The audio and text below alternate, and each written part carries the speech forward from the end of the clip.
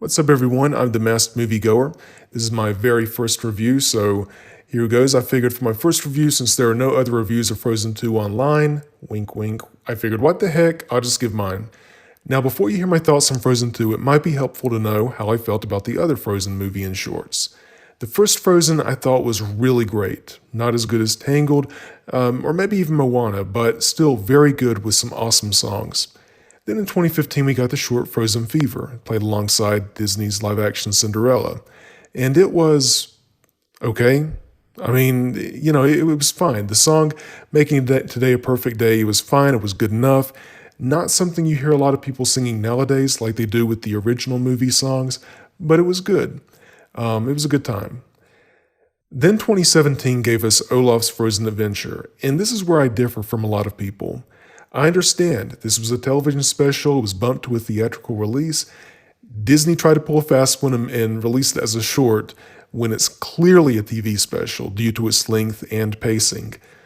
But I really liked it. I thought the songs were great, the standout being When We're Together, and the story is solid. If you were turned off from it because you had to sit through it through Coco, but maybe you love holiday specials, I say give this one another chance. And that brings us to Frozen 2. And the thing about Frozen 2 is it's fine. I mean, it's not bad, it's not great. The thing about a lot of recent Disney princess movies, whether Tangled, Moana, or even Frozen, they're all pretty simple and there's nothing wrong with that. Snow White was a simple but enjoyable movie. But Frozen 2, like last year's Ralph Breaks the Internet, it takes this opposite approach and it gets a little too convoluted for its own good. And the thing you're either going to love or hate, the one part that just, again, I feel like it's going to really divide audiences.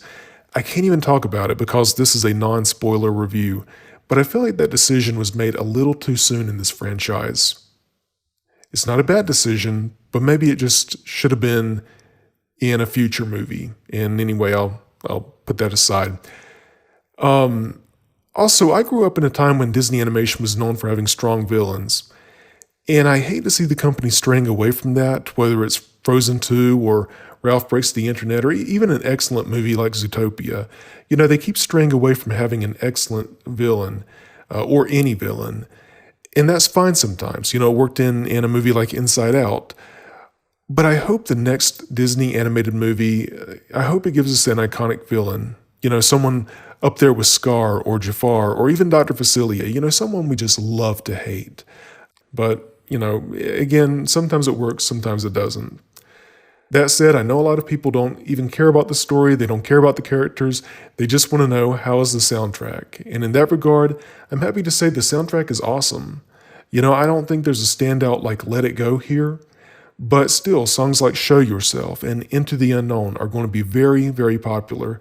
And the soundtrack is on par with the typical Disney soundtrack. It doesn't reach the heights of the first Frozen soundtrack, but, not many things do. But overall, Frozen 2 is a good movie. It's not great, but it's good. I think it's the type of movie also that might age well. Right now everyone's comparing it to Frozen and their memories of seeing the first Frozen. And so I think in time as that comparison fades, maybe people might appreciate Frozen 2 more. I don't know, we'll just have to wait and see. But I say lower your expectations, take the family, and you might have a good time at the movies. Overall, I would give Frozen 2 a fine 3 out of 4 stars. Thanks for watching this review. If you enjoyed it, please like and subscribe. I'll have more reviews on the way very soon. Until later, this has been The Masked Moviegoer.